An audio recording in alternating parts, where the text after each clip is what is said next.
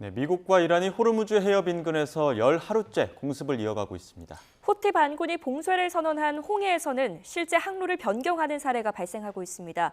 국제부 연결해 보겠습니다. 신호 기자, 이란이 새벽 시간으로 접어들면서 미국의 공습이 시작됐다고요? 네, 미국이 이란에 대한 열 하루째 공습을 시작했습니다. 미 중부사령부는 소셜미디어에 미 동부 시간으로 21일 오후 7시 그리고 이란 시간 오늘 새벽 2시 30분부터 이란에 대한 새로운 공습을 시작했다고 밝혔습니다. 호르무즈 해협을 지나는 상선을 공격하는 데 사용되는 이란의 군사 역량을 추가로 약화하기 위한 것이라고 반복적으로 같은 설명을 덧붙였습니다. 이란 국영방송 IRIB는 수도 테헤란 동부와 카라지, 타브리즈 등지에서 잇따라 폭발음이 들렸다고 보도했습니다. 이란 반관영 파르스 통신은 이란 남서부 후제스탄주의 핵심 석유화학 산업 거점인 마흐샤르 주민들도 수차례 강한 폭발음을 들었다고 보도했습니다. 이란도 미국보다 먼저 열 하루째 공세를 시작했습니다. 이슬람 혁명 수비대는 쿠웨이트에 있는 주요 전술 레이더 시설들과 시스템을 타격해서 무력화했다고 주장했습니다. 이란 내무장관이 중재국 파키스탄을 방문하는 등 외교 채널을 가동하는 가운데서도 군사적 충돌은 계속 이어지고 있습니다.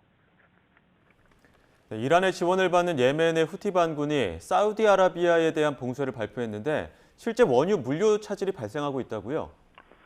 네, 예멘 후티 반군의 이틀 전 경고가 사우디의 원유 판매에 실제 영향을 주고 있습니다. 이 사우디산 원유를 싣고 아시아로 향하던 유조선 두 척이 홍해에서 항로를 돌렸다고 로이터 통신이 보도했습니다.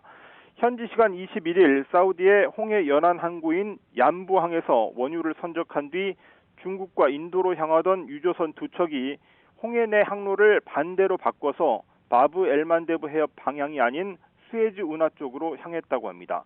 홍해에서 바브 엘만데브 해협을 통과해 인도양으로 가려던 유조선들이 거꾸로 수에즈 운하를 거쳐 지중해로 가고 있다는 뜻입니다. 그렇게 항로를 바꾸면 아프리카 대륙을 돌아서 아시아로 가야 하기 때문에 상당한 물류 비용과 시간이 추가됩니다. 거리로는 10,000km 이상, 시간으로는 열흘 이상이 더 걸립니다. 후티 반군에서는 유조선 6척이 항로를 바꿨다고 발표했는데 확인되지는 않았습니다. 네, 그러니까 미국 입장에서는 호르무즈 해협에 이어서 홍해까지 또 다른 변수가 생긴 거네요. 네, 그래서 트럼프 미국 대통령이 불을 끄고 나섰습니다. 후티 반군이 아직 홍해 입구인 바브 엘만데브 해협을 봉쇄하지는 않았지만 만약 그렇게 할 경우 미국이 처리할 것이라고 경고했습니다. 후티 반군의 홍해 봉쇄가 가져오는 가장 큰 혼란은 아시아와 유럽을 오가는 상선의 길목인 수에즈 운하가 차단되는 상황입니다. 전 세계 물동량의 10% 이상이 오가는 곳이라서 이곳이 막히면 호르무즈 해협 봉쇄만큼의 타격을 줄 수 있다는 게 전문가들의 분석입니다. 들어보겠습니다. Because if you can choke off that Bab el-Mandeb at the bottom of the Red Sea, in many ways you effectively shut down a lot of the capability of the Suez Canal. So it's a very profound card for the Iranians to play. I think 국제유가는 어제보다 더 크게 올랐습니다. 9월 인도분 브렌트유가 1배럴에 91달러, 8월 인도분 서부 텍사스산 원유는 85달러로 둘 다 2% 이상씩 올랐습니다. 각각 6월 10일과 11일 이후 최고치를 기록했습니다. 지금까지 국제부에서 YTN 신호입니다.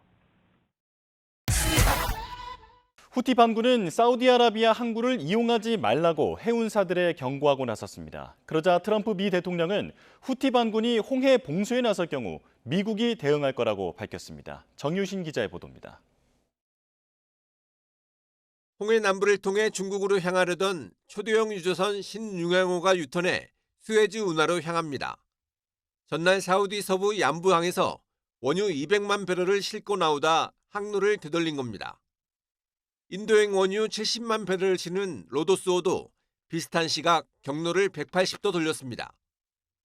사우디 항로 봉쇄를 선언한 예멘 후티 반군의 경고가 나온 지 하루 만에 실제 유조선 운항에 영향을 미치기 시작한 겁니다.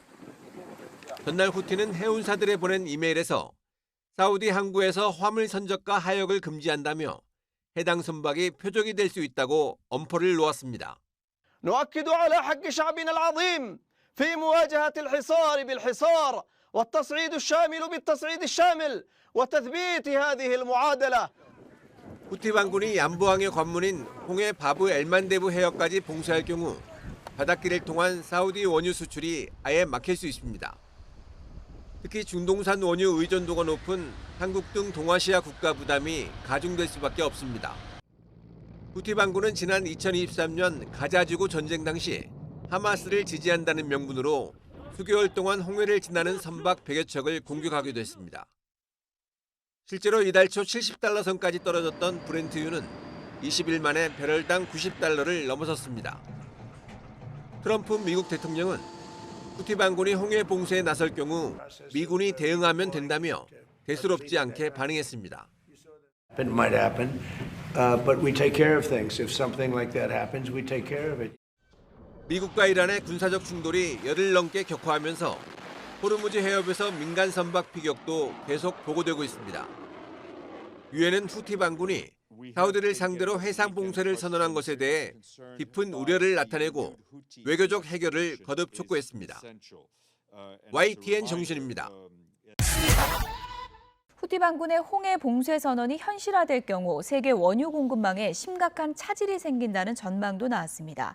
월스트리트 저널은 해운 분석 업체 클레플러를 인용해서 호르무즈 해협에 이어 홍해와 아라비아해를 잇는 바브엘만데브 해협이 동시에 재기능을 하지 못하면 세계 원유 공급량의 25%가 영향을 받는다고 전했습니다. 바브엘만데브 해협을 통과하는 상선은 하루 평균 45척 수준으로 후티의 공격이 시작된 2023년 10월 이전에는 하루 72척 정도의 상선이 해협을 통과했습니다. 세계 물류의 급소 중 하나인 홍해를 틀어주고 있는 예멘의 후티 반군. 때마다 이란과 발맞춰 세계 경제를 위협하고 있는데요. 그들이 누구인지 간략하게 알아보겠습니다. 헬리콥터가 커다란 화물선 위에 앉더니 중무장한 병력들이 일사불란하게 움직입니다. 순식간에 조종실에 들이닥쳐 선원들을 제압하고 배를 완전히 장악하는데요. 지난 2023년 11월 후티 반군이 이스라엘 지분이 있는 화물선 갤럭시 리더호를 납포하는 장면입니다. 후티는 그해 이스라엘의 하마스 공격을 규탄하며 홍해 인근을 지나는 선박 100여 척을 공격해 세계 물류에 충격을 주기도 했는데요. 후티가 전 세계의 존재감을 각인시킨 순간이었습니다. 원래 이들은 1990년대 예멘 북부에서 안사르 알라, 그러니까 신의 조력자들이라는 이름으로 시작한 종교 세력이었는데요. 하지만 중앙정부에 대한 불만과 종파 갈등을 발판 삼아 군사 조직으로 빠르게 성장했습니다. 후티 반군의 창시자인 후세인 알 후티는 2003년 알라는 위대하다, 미국 이스라엘의 죽음이라는 구호를 공식 채택해 조직의 사상적 기틀을 마련했습니다. 2004년 알 후티가 예멘 정부군과의 교전 중에 사망하자 조직은 그를 순교자로 추대하며 스스로 후티라고 지칭하기 시작했는데요. 이후 세력을 더 키워서 2014년 예멘의 수도 사나를 장악하며 단순한 반군이 아니라 준국가 수준으로 도약했습니다. 이제는 홍해 수문장을 자처하며 이란과 함께 저항의 축을 구성하고 있죠. 지금 세계가 후티를 주목하는 이유, 호르무즈에 이어 홍해 수송로까지 막히면 사우디의 원유가 밖으로 나오지 못하게 되기 때문입니다. 후티는 국제유가가 배럴당 200달러까지 치솟을 수 있다며 미국과 이스라엘을 압박하고 있는데요. 당분간 국제유가는 이들 저항의 축 세력에 의해 좌지우지될 전망입니다.